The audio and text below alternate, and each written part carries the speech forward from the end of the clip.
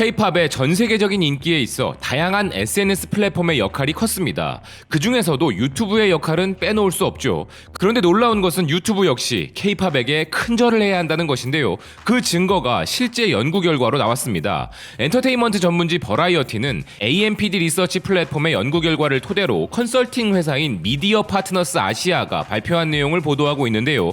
그 내용은 유튜브가 한국에서 K-팝을 발견한 뒤 스트리밍에서 경쟁 업체들을 상대로 우위를 점하게 되었다는 것입니다. 연구에 따르면 K-팝의 강력한 매력은 유튜브가 한국의 지배적인 스트리밍 플랫폼으로 자리 잡는 데 주요한 기여를 하고 있다고 하며 한국 영화와 TV에도 많은 투자를 한 넷플릭스 또한 마찬가지의 결과를 얻었다는 것인데요. 한국인들은 2021년 2분기에만 1690억 분 분량의 온라인 영상을 스트리밍했는데 그 중에 81%의 시간을 유튜브에서 소비하였고 유튜브를 제외한 나머지 영상 플랫폼들에서는 13%, 게임 스트리밍 플랫폼에서 4%, 틱톡에서 2%의 시간을 소비하였다고 하며 K-팝 가수들의 공식 뮤직비디오와 공연 영상이 트래픽을 주도하였는데 팬들이 제작한 팬캠 영상도 널리 공유되는 등 큰 힘이 되고 있다는 것입니다. K-팝을 보며 전 세계인들이 열광하는 모습은 불과 몇 년 전만 해도 상상할 수 없었던 모습이죠. 그러나 이젠 전 세계 곳곳에서 수많은 K-팝 리액션 영상들이 끊임없이 업로드되고 있고 BTS를 비롯한 블랙핑크 등과 같은 K-팝 그룹들의 영상이 전 세계적으로 얼마나 많은 조회수를 기록하여 유튜브의 점유율을 유지시켜주고 있는지를 가시적으로 확인할 수 있는 부분인데요. 또한 넷플릭스에게도 2021년 2분기 스트리밍 시간의 절반 이상을 주도해준 것이 그들의 글로벌 비즈니스 성장을 이끌어주고 있는 한국의 콘텐츠로서 스튜디오 드래곤, JTBC 스튜디오와 계약한 작품을 포함해 한국 드라마들은 연령층이나 성별과 관계없이 히트를 쳤다는 것입니다. 그리고 이런 K-팝, K-드라마의 위력과 어마어마한 잠재력에 대해 내셔널 지오그래픽은 이렇게 기사화하고 있습니다. 코로나도 K-팝의 세계적인 상승을 막을 수 없다. 전 세계를 위협하는 팬데믹조차 K-팝의 세계적인 상승세를 막을 수 없다는 것인데요. 팬데믹으로 인해 모든 콘서트가 취소된 상황에서도 BTS와 다른 인기 K-팝 밴드의 팬들은 한국 문화의 인기를 새로운 차원으로 끌어올리는 데 일조했다는 기사는 원래대로라면 K-팝의 폭발적 인기로 인해 한국 당국은 2020년에 한국을 방문하는 외국인 관광객 수를 약 2천만 명으로 예상하고 있었는데 이는 그 전해의 기록적인 1750만 명에서 증가한 예측치였고 이는 의심의 여지 없이 세계 무대에서 성장해온 한국 문화로 인해 유입된 것이라면서 BTS가 비틀즈 이후 빌보드 200 차트에서 한 해 동안 세계의 1위 앨범을 낸 최초의 그룹이 되었으며 봉준호 감독의 기생충이 전 세계 영화제들을 강타한 것, 넷플릭스의 다큐멘터리 시리즈 셰프의 식탁으로 60세의 정관 스님을 한국에서 보기 드문 스타로 만들었다는 예를 들며 타겟과 같은 미국 유명 소매업체들이 피플지와 같은 잡지 옆에서 한국의 마스크팩을 판매해왔다는 것만 봐도 한국 문화가 현재 전 세계에 전방위적으로 퍼져나가고 있음을 강조하고 있습니다. 또한 미디어들은 오래전부터 한류라고 불리는 이러한 경향을 확인해왔으며 반지의 제왕이 뉴질랜드에서 그랬던 것처럼 한류가 한국 관광을 이끌어왔다는 기사인데요. 하지만 팬데믹으로 인해 국경이 봉쇄되고 몬스타엑스, BTS와 같은 K-팝 밴드들은 심지어 국내 공연도 연기하게 되면서 관광 산업이 최저치로 떨어졌으나 이런 상황에도 팬데믹은 K-팝의 기세를 막을 수 없었다면서 190개가 넘는 국가들의 K-팝 팬들은 6월에 자신의 침대에 앉아 100만 명 이상의 팬들과 함께 BTS의 공연을 함께 보면서 더 놀라운 상황이 있다는 것을 깨달았으며 팬데믹도 K-팝을 막을 수 없었다는 것입니다.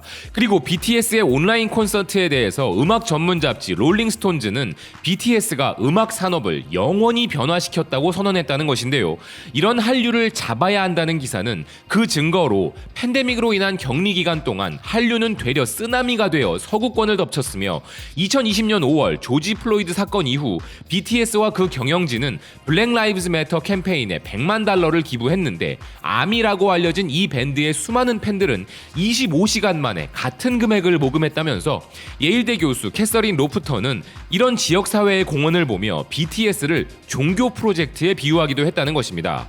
그리고 세계 최대 패스트푸드 체인 맥도날드는 한정판 메뉴를 통해 BTS와 콜라보하였는데 이는 콜롬비아와 리투아니아까지 포함한 49개의 시장에 공개된 첫 번째 글로벌 셀럽 콜라보레이션으로서 너무나 성공적이었던 것도 소개하였고, 한류를 잡아야 하는 또 다른 이유로 한국의 TV 프로그램의 수출을 예로 들고 있는데요.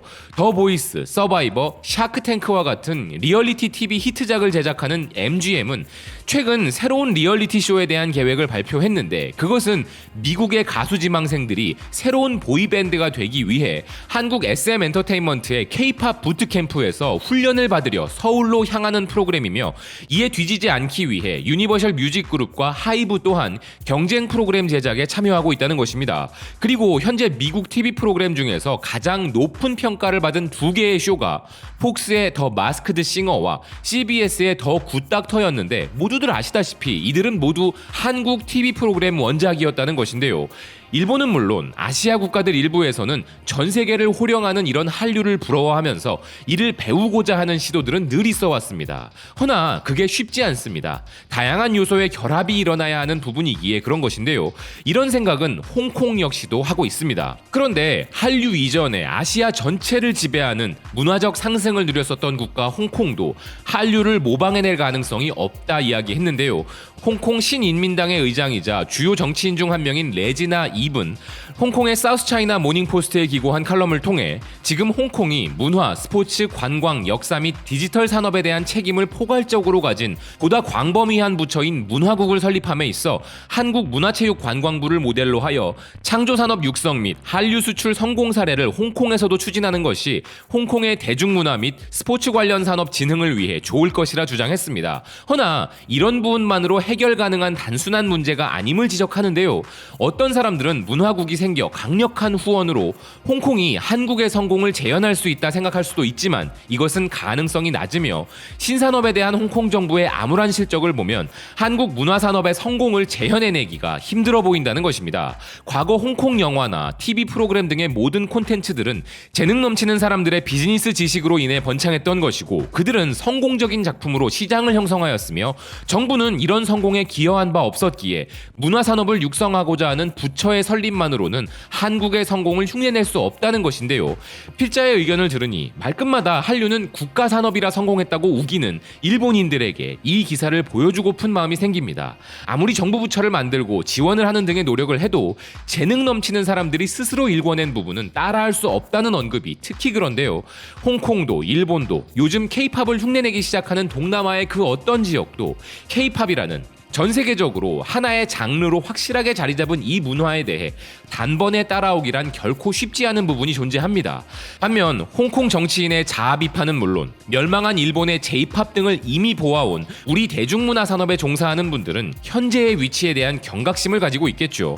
그들도 그들이 아시아를 지배하던 그 당시에는 그들의 시대가 영원할 거라 생각했기 때문입니다. 미국 애틀랜타 지역지 글로벌 애틀랜타는 K-팝이 한국의 글로벌 성장을 이끈다고 보도했는데요. 이제 단순히 한류와 K-팝은 우리 산업 중 일부가 아니라 대한민국 전체를 상승시키는 역할을 해내고 있습니다. 홍콩은 이 부분에서 미흡했으나 일본은 이런 기회를 잡은 바 있었고, 이제는 우리의 차례가 온 것인데요. 한류는 대한민국을 브랜딩하고 대한민국의 국력이 또다시 이런 한류를 강화하는 선순환 구조, 단군 이래 역사상 처음 보는 이 상황을 우리는 만끽하고 있다는 생각입니다. 시청해주셔서 고맙습니다. 또 뵙겠습니다.